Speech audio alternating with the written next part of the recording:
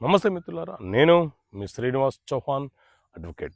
మిత్రులారా, అనేక మంది వద్ద అప్పులు చేసి అప్పుల పాలైపోయి నష్టపోయి అప్పులు తీర్చలేని పక్షంలో అతను ఐపీ పిటిషన్, ఇన్సాల్వెన్సీ పిటిషన్, నన్ను దివాలాదారుగా ప్రకటించండి అని చెప్పి న్యాయస్థానంలో కేసు ఫైలు చేస్తే అతను ఎవరికైతే చెక్కులు ఇచ్చాడో ఆ చెక్కులు తీసుకున్న వ్యక్తి ఇతని మీద చెక్కు బౌన్స్ కేసులు ఫైల్ చేయవచ్చా? సో మిత్రులారా, ఇన్సాల్వెన్సీ యాక్ట్ వేరు, నెగోషియబుల్ ఇన్స్ట్రుమెంట్ యాక్ట్ వేరు.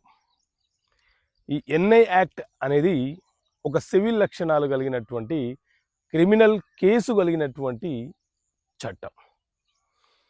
ఇన్సాల్వెన్సీ పిటిషన్ అనేది ఒక అప్లికేషన్, ఒక పిటిషన్ మాత్రమే.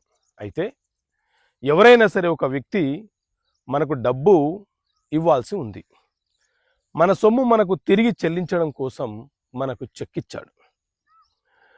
తిరిగి ఏం చేశాడు అని అంటే, అనేక మంది వద్ద అతను అప్పులయ్యాడు కాబట్టి ఆ అప్పులను తీర్చలేని నన్ను దివాలాదారుగా ప్రకటన చేయండి అని చెప్పి న్యాయస్థానంలో ఐపీ పిటిషన్ వేసినాడు. ఐపీ పిటిషన్ వేసినప్పుడు అందులో మన పేరును కూడా ప్రస్తావిస్తూ మనకెంత సొమ్మును చెల్లించాలో ఆ అమౌంట్ను కూడా ఆ పిటిషన్లో రాశాడు. సో మనం ఇప్పుడు మన వద్ద ఉన్నటువంటి చెక్కును ఉపయోగించుకొని చెక్కు బౌన్స్ కేసు ఫైల్ చేసుకునే అవకాశం మనకు ఉంటుంది. అతను ఐపీ పిటిషన్లో మన పేరు నమోదు చేసినా మనము చెక్ బౌన్స్ వేయొచ్చు, వేయకపోయినా, అందులో పేరు రాయకపోయినా కూడా మనము చెక్ బౌన్స్ కేసు ఫైల్ చేసుకోవచ్చు. అయితే అతను ఒకవేళ ఐపీ పిటిషన్లో మన పేరును ప్రస్తావిస్తే అతనే తనంతట తానుగా మనకు అప్పున్నాడన్న విషయాన్ని ఒప్పుకున్నాడని చెప్పి మనం న్యాయస్థానానికి తెలియపరచవచ్చు.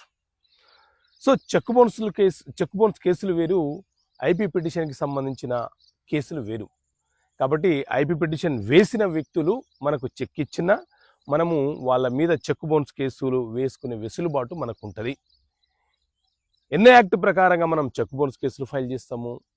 ఒకవేళ ప్రామిసరీ నోటు రాసి ఇచ్చి ఉంటేనే మనీ రికవరీ కేసు వేసేటప్పుడు కొంత ఇబ్బంది ఉంటుంది. కానీ చెక్ ఇచ్చిన తర్వాత ఐపీ పిటిషన్ వేసినా కూడా మనము చెక్ బౌన్స్ కేసు ఫైల్ చేయవచ్చు.